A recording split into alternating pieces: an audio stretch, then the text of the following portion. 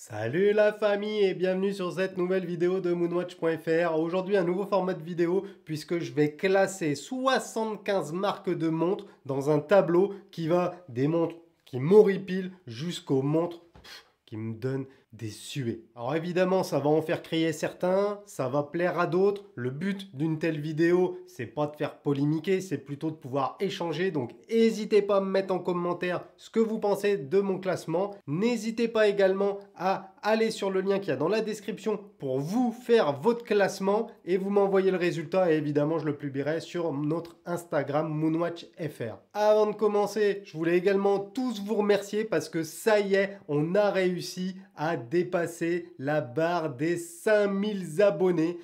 Ça me fait ultra plaisir. Donc très prochainement, il y aura une vidéo foire aux questions dans laquelle je répondrai à toutes vos questions. Encore une fois, merci à tous. Et pour ceux qui n'ont pas contribué à arriver aux 5000, abonnez-vous tout de suite. Allez, on démarre mon classement. Donc pour ce classement, je ne me suis pas pris la tête. Il y a 5 catégories qui vont de la pire, qui est en vert, à la meilleure, celle que moi, qui me fait rêver, qui est en rouge. Donc les catégories sont les suivantes.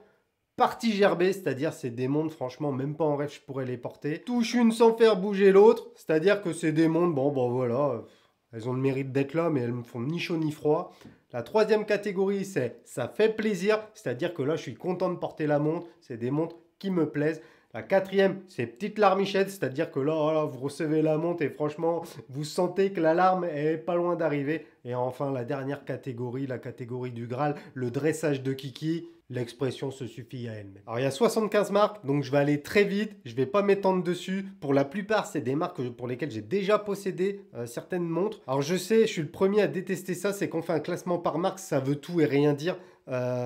Pourquoi? Parce que par exemple, chez Breitling, il y a des modèles que je vais adorer et d'autres qui vont me faire vomir. Mais il faut bien prendre en compte que c'est un classement par rapport à mon vécu, par rapport au monde que je possède, que j'ai possédé, que j'aimerais posséder. Du coup, soyez indulgents et ça sert à rien de faire le gros hater dans les réseaux sociaux. Allez, on y va. Alpina. Alors Alpina, c'est une marque qui fait beaucoup parler d'elle, qui est très réactive. Elle fait partie du même groupe que Frédéric Constant et consorts. Ça, c'est une montre, une marque que je vais mettre dans Ça fait plaisir. Audemars Piguet, on va pas se mentir, je vais mettre ça dans une petite larmichette. Pourquoi? Parce que évidemment c'est le Graal tant espéré par beaucoup, l'effet de rareté, tout ce que vous voulez, ça y contribue bien évidemment. Zénith, je vais mettre ça dans Ça fait plaisir.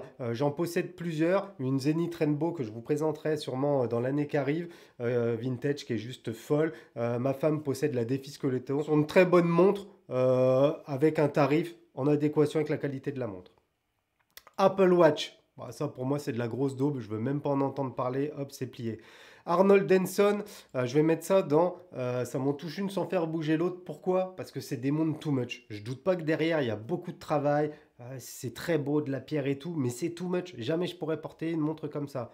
Ball, je vais mettre ça dans Ça fait plaisir parce que Ball sont de montres de qualité à des tarifs adaptés avec de bons calibres et en plus ils utilisent la même technologie de luminescence que Luminox, à savoir des capsules de tritium et ça j'aime beaucoup. Alors Baume et Mercier, petite larmichette, pourquoi? Je viens de recevoir une Riviera, franchement je suis époustouflé par la qualité, les finitions de cette montre, je l'adore. Bell Ross, bon j'en ai eu, j'ai jamais eu les carrés, j'ai eu des rondes. Bon, voilà, ni chaud ni froid. Blancpain, je vais mettre ça dans Ça fait plaisir. Pourquoi? Tout simplement parce que ça reste de très belles montres, mais elles sont quand même assez épaisses et je trouve qu'ils ne se renouvellent pas énormément dans leur design. Breguet, même si c'est un peu guindé comme montre, obligé de mettre ça dans dressage de Kiki. Pourquoi? Parce que ce sont des montres qui sont exceptionnel. Alors pour Breitling, j'aurais fait cette vidéo il y a 5-6 ans, j'aurais été dans Petite Larmichette, au moins dans Ça fait plaisir. Aujourd'hui, Breitling, franchement, ça m'en touche une sans faire bouger l'autre. J'aime pas du tout leur nouvelle ligne. Les rares modèles qui sortent, qui me plaisent, c'est ni plus ni moins que des rééditions. Vraiment, je vais mettre dans la même catégorie. Pourquoi? Tout simplement parce qu'ils sortent beaucoup de modèles, je trouve ça assez cher. Petite parenthèse quand même, j'en ai jamais eu des Bremont, donc je demande à voir. Bulgari, pour moi, c'est dressage de Kiki. Je vais vous dire pourquoi. Pour moi, c'est très sous-coté Bulgari. Bulgari, ils ont eu plusieurs records. Ils innovent. Ils trouvent le moyen d'utiliser des matériaux, de jouer sur la finesse, d'utiliser des textures, des couleurs. Bulgari, ils osent. Les couleurs, les matériaux, la finesse, les calibres maison, etc. On est entre la joaillerie, Et l'horlogerie, moi j'aime beaucoup franchement les Bulgari, notamment la Auto Finissimo Chrono. Je la trouve folle cette montre, donc moi ça c'est une montre qui me l'adresse. Bulova, je vais mettre ça en petite larmichette. Alors Bulova, il y a deux possibilités. Les montres récentes, il y en a des très grosses, on n'est pas loin d'une Invicta. Franchement, elle ne me touche pas vraiment. Et il y a les vintage, où là par contre, je les trouve assez folles. Ce sont de très bonnes montres qu'on trouve pas très chères. Et je suis plutôt pour. En plus de ça, Bulova, ils ont quand même une Moonwatch qui est légitime et qui est proposée pour 350-400 balles. Que demande le Cartier? Je vais mettre ça dans Ça fait plaisir. J'en possède deux, une calibre de Cartier et une Santos XL. Ce sont de bonnes montres, mais elles manquent de finesse, je trouve. En tout cas, les modèles que j'ai, c'est des modèles de bonhomme. Et du coup, ça manque un peu de finesse. En plus, le nom, tout de suite, on a une connotation bijouterie, joaillerie. Et bon, du coup, ça fait plaisir, mais c'est pas l'extase non plus. Casio, je vais mettre ça dans ça fait plaisir. Alors Casio, c'est vaste, ça veut tout dire et rien dire. Là, je mets de côté la partie G-Shock. Là, par exemple, récemment, j'ai récupéré une Oceanus. Franchement, c'est une montre, elle est fou furieux. À côté de ça, j'ai aussi récupéré une Edifice à 80 euros. Donc, vous voyez, c'est des gammes très disparates. Mais ça fait toujours plaisir d'avoir une petite Casio. Chopard, à regret, je vais mettre ça dans Ça m'en touche une sans faire bouger l'autre. Pourquoi? Parce que je trouve qu'on tourne un peu en rond chez Chopard. Alors je parle pas de LUC, je parle vraiment de Chopard. On a en gros que la mine Miglia et on joue là-dessus depuis pas mal d'années. Alors là, il y a je crois que c'est la Eagle là, qui est sortie récemment. J'ai pu l'essayer, je sais pas, elle m'a pas convaincu. Citizen, je vais mettre ça dans une petite larmichette. Alors oui, vous allez trouver ça abusé. Moi, mais je vais m'en expliquer. Citizen, c'est une des rares marques qui propose des montres qui peuvent aller de 100 balles jusque plus de 3000 balles. Et que ce soit à 100 balles ou à 3000 balles, la montre, elle va être nickel. Aucun souci de finition, aucun souci de réglage, aucun souci de ce que vous voulez. Le seul petit reproche qu'on peut faire à Citizen, c'est sur le packaging, parce que les packagings sont un petit peu en deçà des marques suisses. Mais franchement, le packaging, tout le monde s'en carre l'oignon. De Béthune, alors là, c'est un Graal. J'adore ce qu'ils font, mais quand je les vois en vidéo, elles ont quelque chose. Il y a une recherche dans l'esthétique, il y a une recherche dans la conception, il y a une recherche sur le calibre. Non, franchement, ce sont de très très belles montres, bien évidemment, qui resteront de l'ordre du rêve pour beaucoup d'entre nous. FP Journe, également, dressage de kiki, des montres exceptionnelles avec des calibres incroyables. Je pense que c'est une marque, on en entend très peu parler et à tort, mais c'est une marque légitime qui mérite sa place dans le dressage de Zigounet. Franck Muller, j'en ai une. J'ai eu une Vanguard et franchement je l'aimais bien, mais c'était très gros. Je vais mettre ça dans ça m'en touche une sans faire bouger l'autre plutôt. En fait, il ne s'arrive pas à se renouveler. Il y a quelques modèles, la King, la Conquistador, mais on tourne toujours autour des trois mêmes modèles et ça évolue pas vraiment. C'est très difficile à porter. G-Shock. Là, encore une fois, ça risque de choquer certains d'entre vous. Je vais mettre ça dans le dressage de Kiki. G-Shock, un peu comme Casio, ça veut tout dire et rien dire. On a des G-Shock à 50 balles et on a des G-Shock à 10 000 balles. J'ai la chance d'avoir les deux, des G-Shock à 50 balles et des G-Shock à plusieurs milliers d'euros. Et je dois vous dire que ce soit avec les montres à 50 balles ou celles qui m'ont coûté une boule, eh ben, je prends toujours un plaisir de dingue à les porter. Et je trouve que c'est des montres qui sont juste parfaites pour vivre avec sa montre. La chute originale, ça fait plaisir. Ils ont des modèles que j'aime beaucoup. Elles sont encore un chouïa épaisses, mais je pense que s'ils arrivent à affiner leur modèle, ça va rentrer dans ma collection un jour ou l'autre. Girard Perregaux, je possède une Laureato chrono. Je possède également un chrono Ferrari signé Girard Perregaux. C'est du sans faute. À chaque fois, j'ai une petite larme quand je les porte ou quand je les vois. Les montres sont vraiment très belles. Pour moi, comme Bulgari, c'est une marque qui est très sous-évaluée. Grand Seiko, je vais mettre dans Ça fait plaisir. J'en possède deux. C'est vrai que ce sont de belles montres, mais il n'y a pas l'émotion comme on pourrait l'avoir pour d'autres marques. Après, c'est irréprochable, rien à dire là-dessus. Hamilton, franchement, Hamilton, c'est pareil, je trouve que ça évolue plus des masses. J'en possède plusieurs, j'en ai plusieurs à vous passer en revue. Et je trouve ça un petit peu dommage. C'est que le seul avantage aujourd'hui d'avoir une Hamilton, c'est que c'est des montres qui sont sur un segment tarifaire intéressants et des montres qui restent de qualité. Mais ça innove très peu. On reste toujours sur le même design. Ils ont 2-3 modèles, l'Aventura, la Kaki, et ils vont dériver autour de ça. Un petit peu dommage. Hublot, je vais mettre ça dans ça fait plaisir. J'en ai pas encore eu d'Hublot, j'en ai passé au poignet, et moi il y en a une que j'adore. Alors je sais, ça va faire crier, tout le monde considère que c'est des montres de merde, des montres de footballeurs. Je suis pas du tout de cet avis. Moi, la Big Bang Unico, je la trouve mortelle. Je la trouve élégante, elle a une ligne qui lui est propre, c'est un calibre qui lui est propre aussi, donc Hublot je le mets là. Pour IWC, je vais mettre la petite larmichette, pourquoi? Parce que je viens de recevoir une petite pépite, ça faisait 1 an que je l'attendais, c'est la Petit Prince Chrono Mono Pusher, édition limitée à 500 exemplaires. Les finitions sont folles, le lume tient toute la night, c'est ma seule montre avec un lume phosphorescent comme ça qui tient toute la nuit. La montre, elle est ouf, 8 jours de réserve de marche, j'adore. Pour moi, on est vraiment à 2 pas de rentrer dans la haute horlogerie. Je ne sais même pas si on peut considérer que ça ne l'est pas déjà. En tout cas, j'adore cette marque IWC qui, je trouve, fait pas assez parler d'elle. Jacob & Co, franchement, Jacob & Co, ils font des montres de ouf, on est tous d'accord. C'est impressionnant mécaniquement, techniquement, mais alors esthétiquement... J'ai genre le coutre. Bah, je vais mettre ça dans ça fait plaisir. J'en ai jamais eu. Je devais en avoir une Reverso Moonphase. Je l'ai attendue pendant plus d'1 an. Puis ouais, au bout, ça m'a saoulé. J'ai annulé la commande. Ils font des belles montres, c'est vrai. Par contre, ils ont subi les augmentations de plein fouet. Ça a vachement augmenté. En termes de qualité, je pense que c'est irréprochable. Tout le monde vous le dira. Ils ont des modèles mythiques, évidemment la Reverso. Mais moi, c'est surtout les lignes Master Calendar que j'adore. Je pense que le jour où j'en aurai une, ça me fera plaisir. Est-ce qu'il y aura la petite larmichette qui va avec? Je sais pas. Je pense que la petite larmichette, je l'aurai quand je signerai le chèque, mais peut-être pas forcément quand je la porte. John Gans, bon, ça me fait pas énormément d'effet. Ils font des bonnes montres. Il y a certains modèles enfin, quasi vintage que j'aime beaucoup. Bon, je pense que j'en rentrerai une, un chrono, mais un ancien modèle, les nouvelles lignes me plaisent un petit peu moins. Lange Zone, je vais mettre ça dans dressage de Kiki. Pourquoi? Parce que c'est une marque.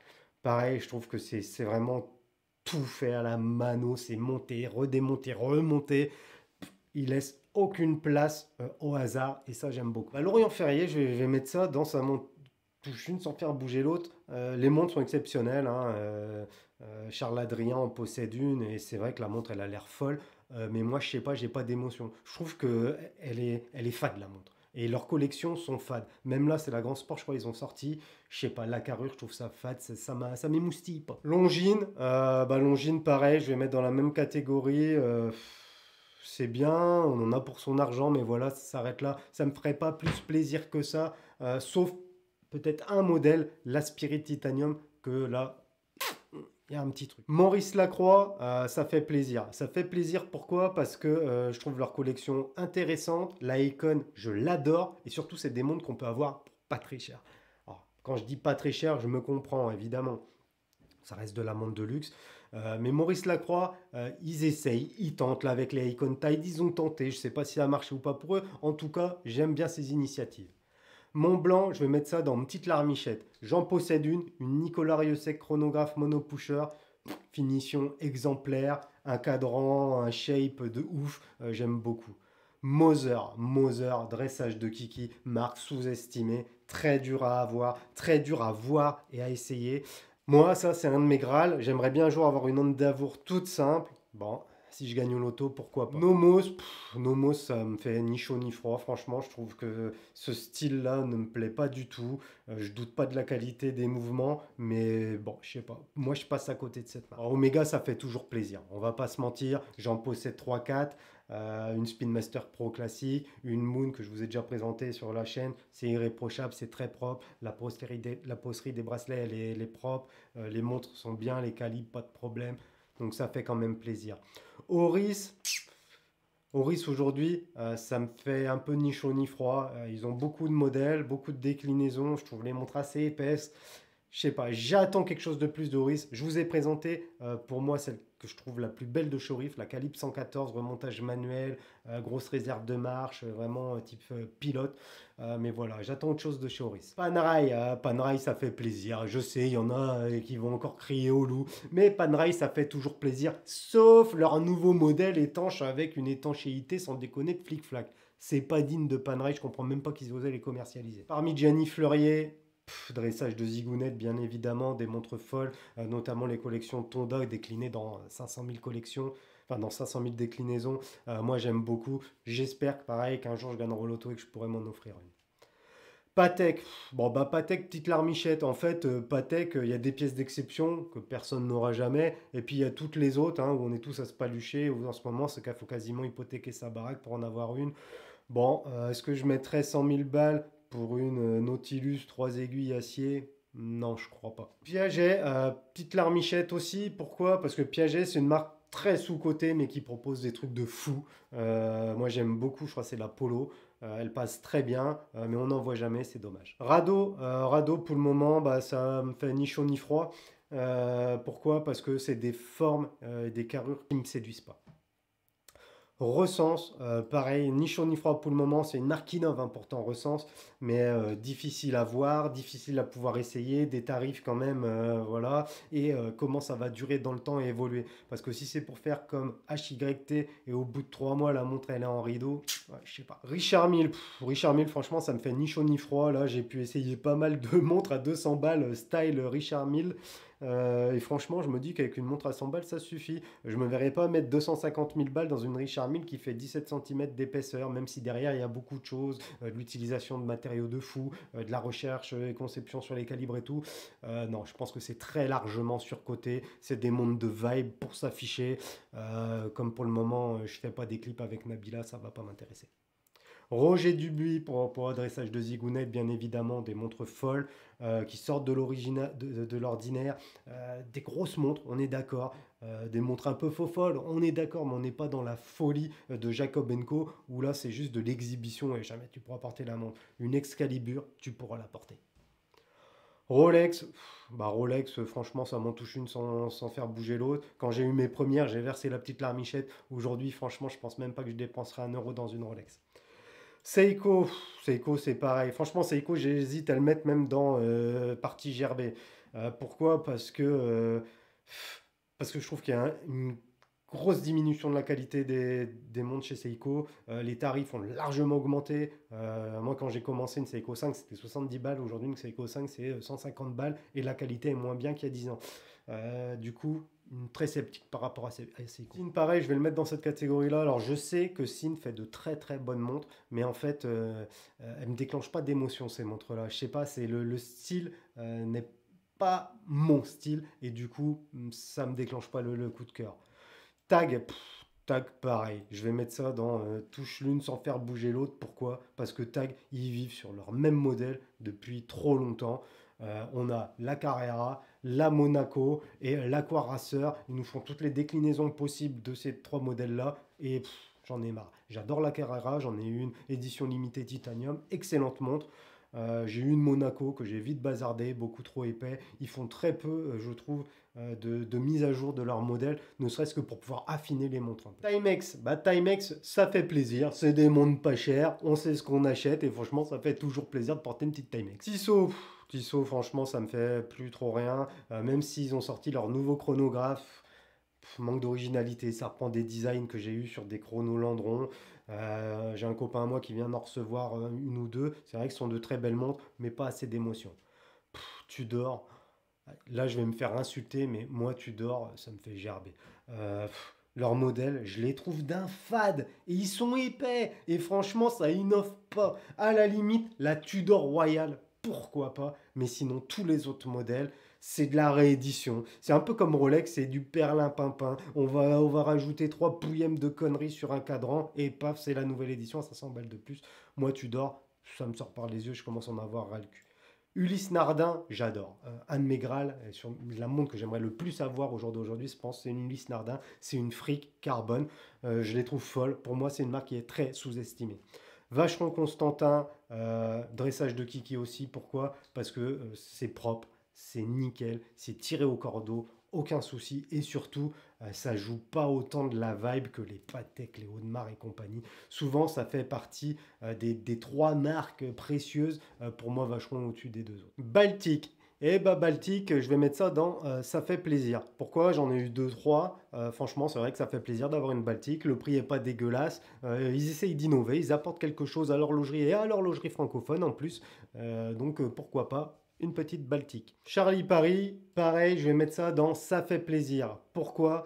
Tout simplement parce que ça apporte quelque chose de nouveau, c'est français, c'est pas forcément très cher. Siga Design, je vais mettre ça aussi dans ça fait plaisir. Ce sont des montres pas très chères. C'est des montres en plus qui ont reçu des prix, notamment un prix au GPAG avec la Blue Planet que je vous présente bientôt.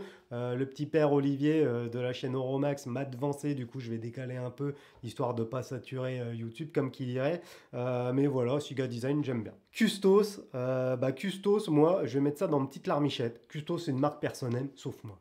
Moi, quand j'ai acheté ma Custos, franchement, j'ai eu la petite émotion. Dedans, c'est un 7750 modifié, mais la shape de la montre, ce verre bombé, ce bracelet, le packaging. Non, franchement, moi, ça m'a touché. Daniel Wellington. Bon, on passe de commentaires, ça me fait gerber direct, vous savez tous pourquoi. Une Daniel Wellington à 10 balles, je la mettrais pas dans la même catégorie, hein.